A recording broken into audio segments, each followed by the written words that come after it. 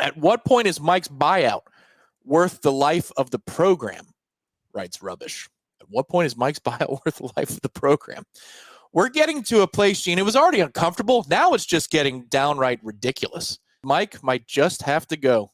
He could do more with less when it comes to small programs, but with blue chip schools, it's a different ball game. He just isn't the guy for the job, can't handle it. Todd says Mike got his payday and checked out as a head coach. Garrett says Mike Norvell has been paid roughly $5.83 million before taxes by Florida State to go 1-6 this season. Oh, man. What year can we be realistically excited about Florida State football? Guys, you know I love you. I met you in Ireland as well as before that. I love you guys to death. But what more do you need to see, Warchant, to start finally saying what I've been saying for 5 years? This coach is not up to our standard. Why do you keep saying Norvell's a good coach? I love you guys. I hope to see you in South Bend where I'm at. God bless. Everybody take it easy. It's only a football game, but God damn. Appreciate it. Thank you, Ralph. Man, I've never heard Ralph so fired up. That's something. Well, losing a Duke will put you over the edge. Yeah. I hear you there. The 19 in a row, they being at 0-4, sticking to your principles and bouncing back. It's exactly what I was going to say. When you've seen that improvement from where they were at to where they got to, yeah. I'm not just talking about last year. I'm talking about the improvement through 2022. And even before that, you could see the rise of the program, which is a natural rise. The coaching, the play in the field improved, the talent improved, everything improved across the board till you had that undefeated season. Mike should resign out of respect for Coach Bowden. He has brought the program to the ground. We have zero chance of getting recruits. Well, you're not wrong about that. I don't know that the Battle's End or the Battle's End plus Sarah Blakely plus anybody has enough money to entice people to come here if you're not going to make changes. And that's the thing that's going to have to happen. Changes need to be communicated. Gene, I know that you don't want to make, generally speaking, coaching changes or firings that happen in season, but I'm running out of options here. You've got to signal to the recruiting class, hey, this is not good enough. Brock Cunningham, besides Mike, is there anyone on staff after that is safe after this game? If so, who?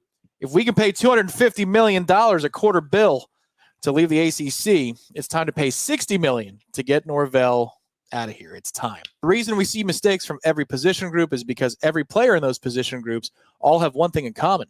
They are coached by Norvell. He's allowed cause this to happen.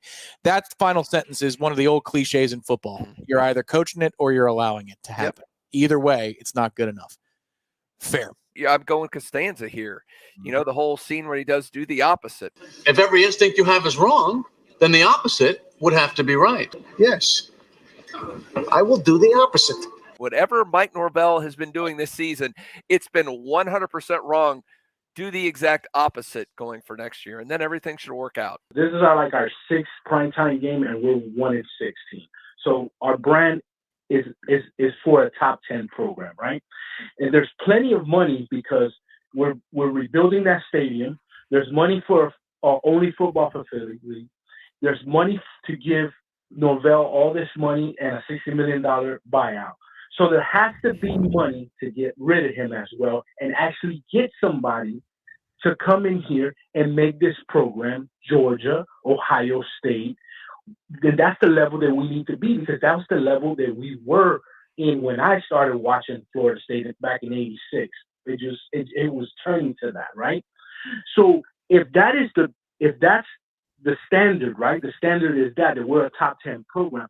Why are we still getting these G5 coaches to come here and coach and try to become Georgia, Ohio State, and Alabama? You're never going to do that if you keep getting these G5 coaches. Mike Norvell is not the answer.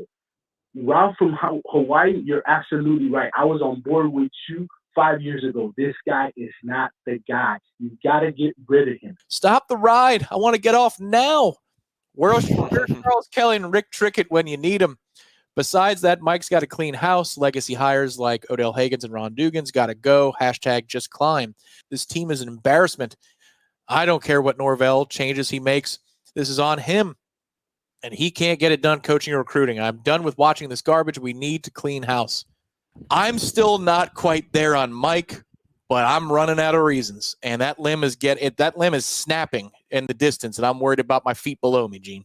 But how do you can't wrap your head around it because this has never happened before. There's been no team that's gone undefeated, been top 10 preseason, and done this kind of face plant. I mean, I don't think it's ever happened in college football. So we're trying to all wrap our minds around how is this happening, and how can it go 180 that quickly? It just doesn't make sense.